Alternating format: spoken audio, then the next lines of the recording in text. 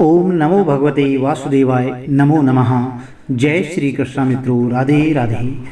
आज की वीडियो में अजा एकादशी व्रत कथा का श्रवण करने जा रहे हैं। प्रिय भक्तजनों, यदि आप चैनल पर पहली बार आए हैं तो चैनल को लाइक, शेयर और सब्सक्राइब जरूर करें। साथ में बेल आइकन अवश्य प्रेस कर दें, जिससे आने वाली वीडियोज की नोटिफिकेशन आपको ठीक समय पर मिलती रहे। यह भाद्रपद मास के कृष्ण पक्ष की एकादशी तिथि है।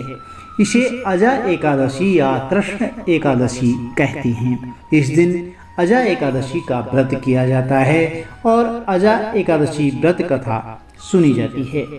इस व्रत को करने से पूर्व जन्म की सभी समस्याएं दूर हो जाती हैं। यह व्रत निराहार रहकर या अल्पाहार लेकर के किया जाता है। आप फलाहार ले सकते हैं।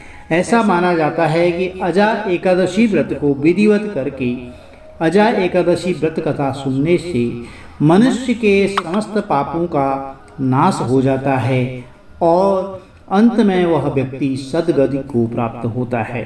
तो आइए अजा एकादशी व्रत कथा का श्रवण करते हैं। हमें किसी भी कथा को जब श्रवण करते हैं तो उसे एकाग्र चित्त होकर के सुनना चाहिए और परिवार के साथ यदि हम कथा का श्रवण करते हैं तो उसका कई गुना पुण्य फल प्राप्त होता है। बोलिए विष्णु भगवान की जय। बहुत समय पहले एक दानी और सत्यवादी राजा हरिश्चंद्र हुए। राजा हरिश्चंद्र इतने प्रसिद्ध और सत्यवादी थे, धर्मात्मा थे कि उनकी कीर्ति से देवताओं के राजा इंद्र भी डगमगाने लगे। इंद्र ने महर्षि विश्वामित्र को हरिश्चंद्र की परीक्षा लेने के लिए उकसाया। देवराज इंद्र के कहने से महर्षि विश्वामित्र जी ने राजा हरिश्चंद्र को योग बल से ऐसा स्वप्न दिखलाया कि राजा स्वप्न में ऋषि को सब राज्य दान कर रहे हैं, अपना राजपाट पूरा दान कर रहे हैं। दूसरे दिन महर्षि विश्वामित्र अयोध्या आए और अपना राज्य मांगने लगे। स्वप्न में किए दान को भी राजा ने स्वीकार कर लिया और विश्वामित्र जी को सारा राज्य दे दिया। तो महाराज हरिश्चंद्र पृथ्वी भर के सम्राट थे। अपना पूरा राज्य उन्होंने दान कर दिया था। अब दान की हुई भूमि में रहना उचित न समझकर स्त्री और पुत्र के साथ वे काशी आ गया, क्योंकि पुराणों में यह भी बताया गया है कि काशी भगवान शंकर के त्रिशूल पर बसी है, इसलिए वह पृथ्वी में होने पर भी पृथ्वी से अलग मानी जाती है। अयोध्या से जब राजा हरिश्चंद्र चलने लगे तब विश्वामित्र जी ने कहा, जप तप दान आदि बिना दक्षिणा दिए सफल नहीं होते हैं। इतना बड़ा राज्य आपने दान दिया है तो उसकी दक्षिणा में 1000 सोने की मोहरें और आपको देनी चाहिए।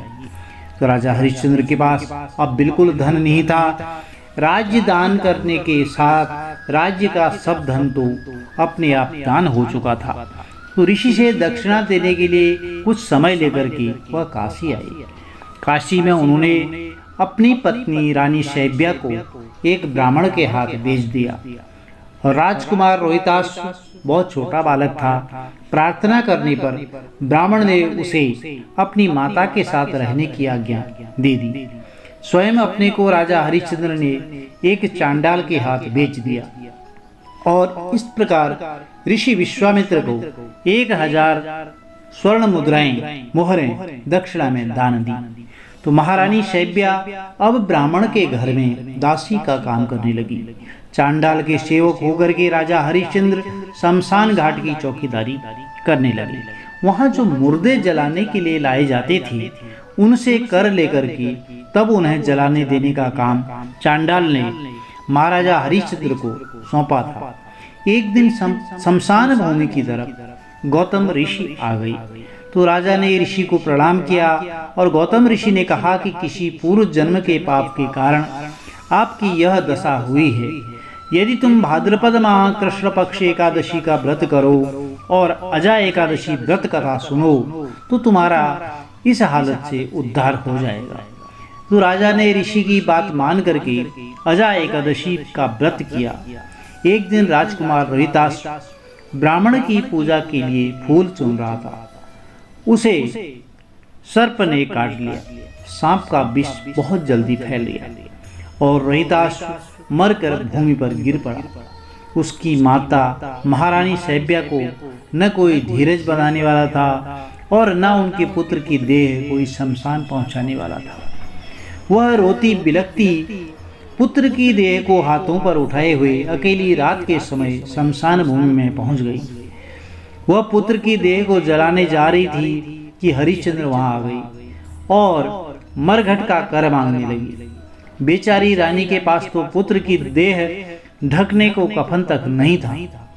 उन्होंने राजा को स्वर से पहचान लिया और गिड़गिड़ा कर कहने लगी, महाराज, यह तो आपका ही पुत्र है जो मरा पड़ा है। मेरे पास कर देने के लिए कुछ नहीं है। तो राजा हरिश्चंद्र को बहुत बड़ा दुख हुआ, किंतु वह अपने धर्म पर स्थिर बने रहे। उन्होंने कहा कि हे रानी, मैं यहाँ चांडाल का सेवक हूँ और मेरे स्वामी ने मुझे कह रखा है कि बिना कर दिए यहाँ कोई मुर्दा न जला पावे। मैं अपने धर्म को नहीं छोड़ सकता। तुम मुझे कुछ कर देकर पुत्र की देह जलाओ। रानी फूट फूट कर रोने लगी और बोली, मेरे पास तो यही एक साड़ी है जिसे मैं पहन रखी हूँ, आप इसी में से आधा ले लें। जैसे ही रानी अपनी साड़ी फाड़ने चली, वैसे ही वहाँ भगवान नारायण, देवराज इंद्र, धर्मराज आदि देवता, महर्षि विश्वामित्र सभी प्रकट हो गए। महर्षि विश्वामित्र ने बताया कि तुम्हारा पुत्र रोहिताश्व मरा नहीं है। यह सब तो ऋषि ने योग माया से दिखलाया था। राजा हरिश्चंद्र को खरीदने वाले चांडाल के रूप में साक्षात धर्मराज थी। सत्य साक्षात नारायण का स्वरूप है। अजा एकादशी व्रत के प्रभाव से तुम्हारे समस्त पाप नष्ट हो गए हैं। सत्य के प्रभाव से राजा हरिश्चंद्र महारानी सैब्या के साथ भगवान के धाम में चले गए। महर्षि विश्वामित्र ने राजकुमार रोहिताश्व को अयोध्या का राजा बना दिया। प्रिय भक्तजनों, यह थी भाद्रपद माह अजा एकादशी व्रत कथा। आशा करते हैं आपको कथा जरूर पसंद आई होगी। तो चैनल को लाइक, शेयर, सब्सक्राइब जरूर करें। साथ में बेल आइकन अवश्य प्रेस कर दें, जिससे आने वाली वीडियोज की नोटिफिकेशन आपको ठीक समय पर मिलती रहे। अजा एकादशी के महत्व का वर्णन भगवान श्री कृष्ण ने युधिष्ठिर को भी सुनाया था। युधिष्ठिर बोले, हे भगवान, आप कृपा कर भाद्रपद एकादशी का वर्णन कीजिए। तो भगवान बोले, हे युधिष्ठिर, इस एकादशी का व्रत करने से, अजा एकादशी व्रत कथा सुनने से सब पाप छूट करके दूर हो जाते हैं और अंत में व्यक्ति सद्गति को प्राप्त होता है। प्रिय भक्तजनों, हमें कोई भी कहानी, कथाएं अवश्य कुछ न कुछ प्रेरणा दे करके जाती हैं। हमें उन कथाओं से कुछ न कुछ सीख लेनी चाहिए। इस कथा से हमें यह प्रेरणा मिलती है कि हमें हमेशा सत्य के मार्ग पर चलना चाहिए। सत्य के मार्ग पर जो हम कार्य करते हैं उससे परम आनंद की प्राप्ति होती है और व्यक्ति को सद्गति प्राप्त होती है। इसीलिए आप जो भी कार्य करते हैं, जहाँ पर भी निवास करते हैं, जो भी आपका कर्म क्षेत्र है, उसमें पूरी ईमानदारी के साथ कार्य करें और भगवान की आराधना करें। अवश्य आपकी मनोकामनाएं पूर्ण करेंगे। श्री हरि विष्णु और माता लक्ष्मी का आपके परिवार पर, कुटुंब पर सदा आशीर्वाद बना रहे। जय माता दी।